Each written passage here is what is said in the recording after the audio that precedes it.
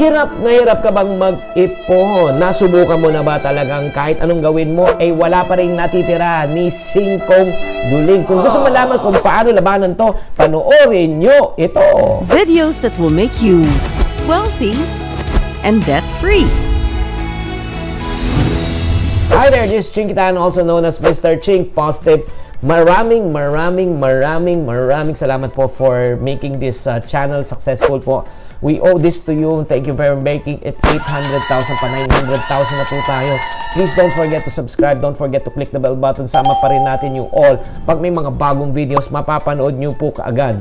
Okay, pagdating po sa pag-iipon po, di ba, we want really, sino bang ayaw makaipon, di ba, para magkaroon ng surplus, di ba? Pero ang problema minsan, pag nag-share po tayo ng information about sa pag-iipon, ito po yung parang sinasabi ng mga iba, alam ko na yan. Alam ko na yan. Alam mo, sa totoo lang, alam mo na kailangan mo mag-ipon. At alam ko, priority mo mag-ipon. Pero this the reality is, may ipon ka ba? Because from what I've learned in life, it's not how much you know, but it's how much you apply. Ang kaalaman, walang halaga yan pag hindi po natin napapractice sa ating buhay. That's the reason why in this session po, para sa mga taong talagang seryoso na talagang gusto makaipon, I would like to share with you four diskarte or strategies for you to save successfully.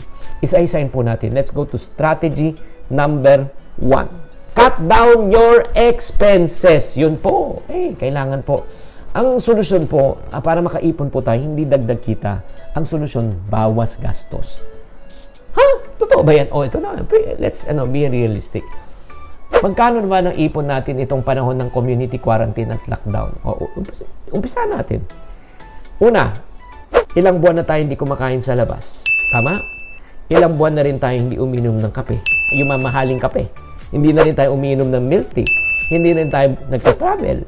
Hindi rin tayo bumibili ng sapatos at damit. Hindi rin tayo bumibili ng bag. Nagigets nyo? Ang laki ng pera po ang natitipid na po natin. Di ba? So, in other words, himala! Nabuhay tayo ng 3 months, no? Na wala tayong binibili ng mga bagay na hindi natin kailangan. Pero ang himala, buhay pa rin tayo. So, kung makikita po naman na, okay naman tayo. Buhay pa naman tayo. Malusog pa rin naman tayo. Yung pagtitipid po, hindi naman ibig sabihin na pwede kang, na-cheap ka. Yung pagiging kuripot mo, hindi porket na kuripot ka, nagtitipid ka, cheap ka. No. Ang ibig sabihin po lang yan is ganito.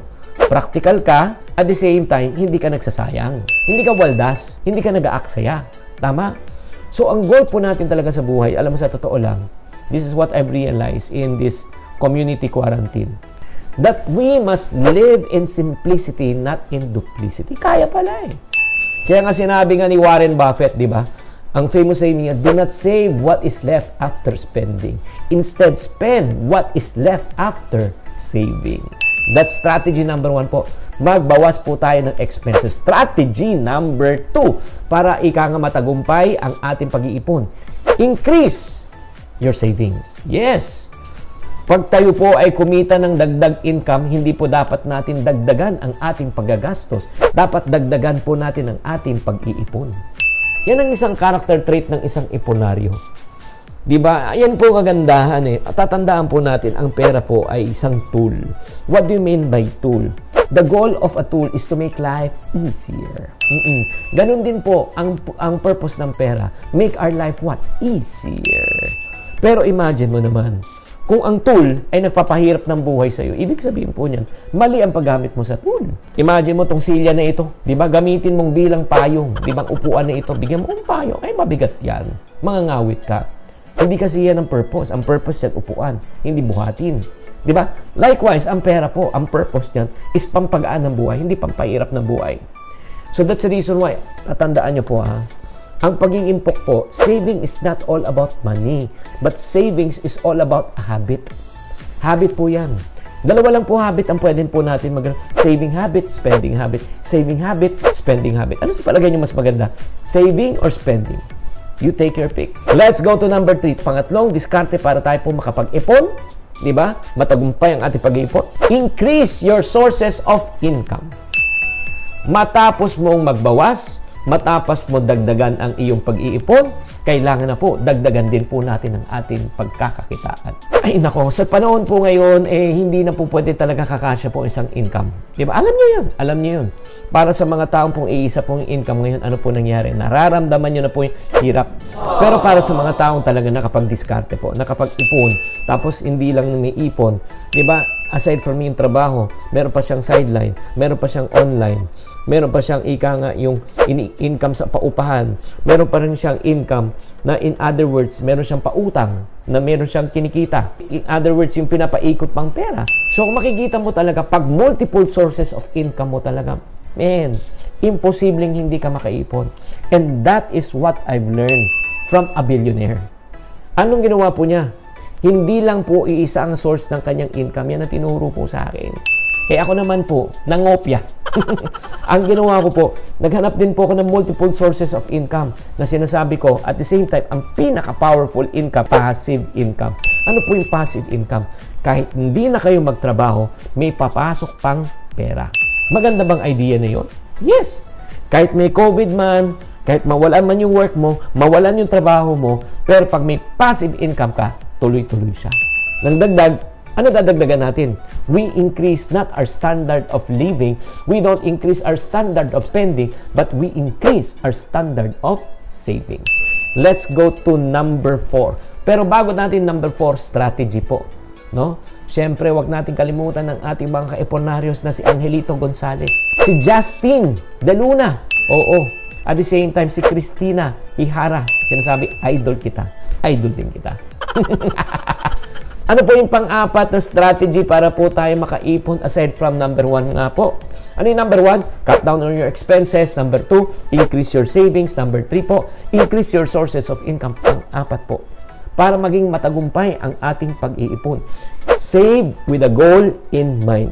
Ulitin ko, save with a goal in mind. Dapat po, bago ka mag-ipon, dapat may goal ka na. Isulat mo na para sa anong layunin.